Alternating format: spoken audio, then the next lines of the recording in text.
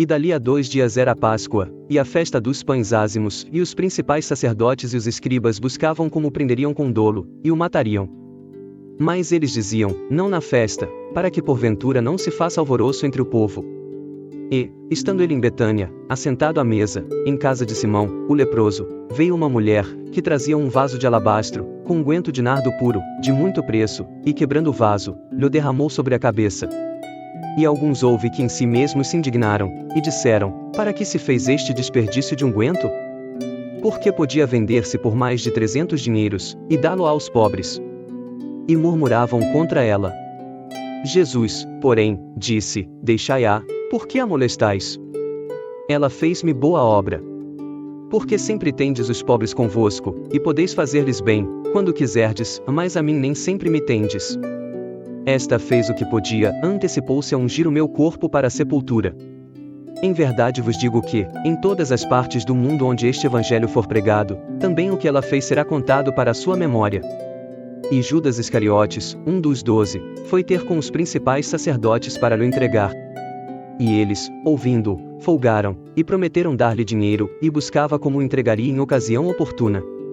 E, no primeiro dia dos pães ázimos, quando sacrificavam a Páscoa, disseram-lhe os discípulos, aonde queres que vamos fazer os preparativos para comer a Páscoa?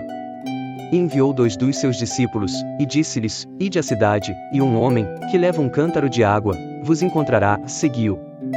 E, onde quer que entrar, dizei ao senhor da casa, o mestre diz, onde está o aposento em que hei de comer a Páscoa com os meus discípulos? E ele vos mostrará um grande cenáculo mobiliado e preparado, ali preparai-a para nós. E, saindo seus discípulos, foram à cidade, e acharam como lhes tinha dito, e prepararam a Páscoa. E, chegada a tarde, foi com os 12. E, quando estavam assentados a comer, disse Jesus, em verdade vos digo que um de vós, que comigo come, há de trair-me. E eles começaram a entristecer-se e a dizer-lhe um após outro, sou eu? E outro disse, sou eu? Mas ele, respondendo, disse-lhes, é um dos 12, que põe comigo a mão no prato. Na verdade o Filho do Homem vai, como dele está escrito, mas ai daquele homem por quem o Filho do Homem é traído. Bom seria para o tal homem não haver nascido. E, comendo eles, tomou Jesus pão e, abençoando-o, o partiu e deu-lhe, e disse, tomai, comei, isto é o meu corpo. E, tomando o cálice, e dando graças, deu-lhe, e todos beberam dele.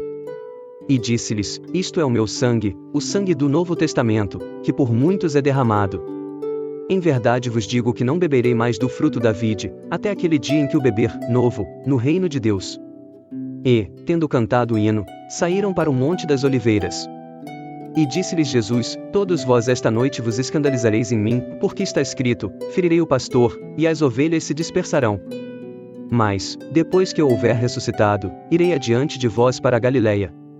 E disse-lhe Pedro, ainda que todos se escandalizem, nunca, porém, eu.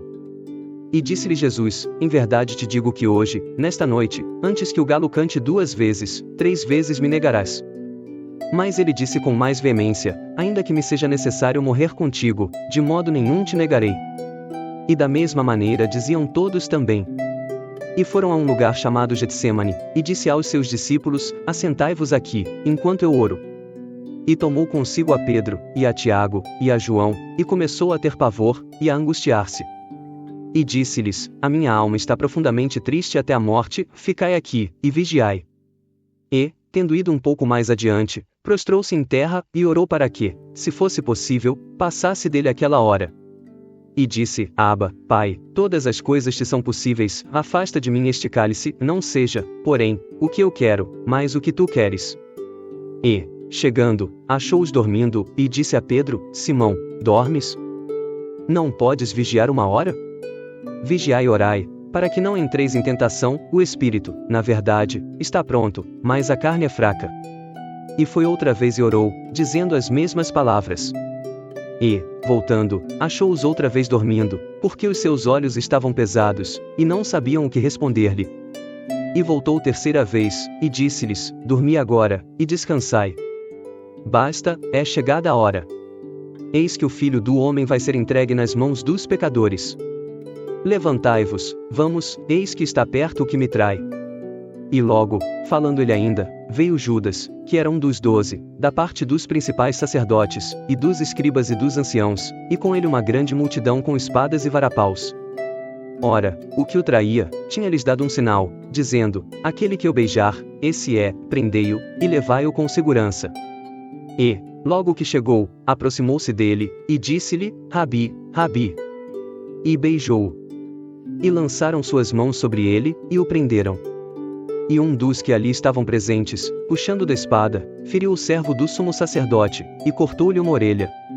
E, respondendo Jesus, disse-lhes: saístes com espadas e varapaus a prender-me, como a um salteador? Todos os dias estava convosco ensinando no templo, e não me prendestes, mas isto é para que as escrituras se cumpram. Então, deixando-o, todos fugiram. E certo jovem o seguia, envolto em um lençol sobre o corpo nu. E os jovens lançaram-lhe a mão. Mas ele, largando o lençol, fugiu deles nu. E levaram Jesus ao sumo sacerdote, e ajuntaram-se todos os principais sacerdotes, e os anciãos e os escribas.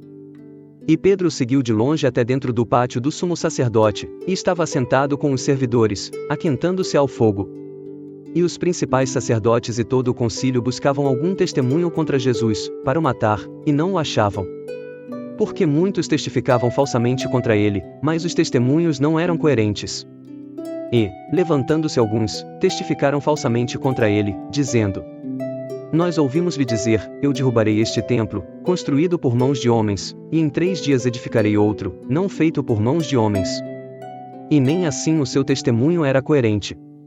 E, levantando-se o sumo sacerdote no sinédrio, perguntou a Jesus, dizendo: nada respondes?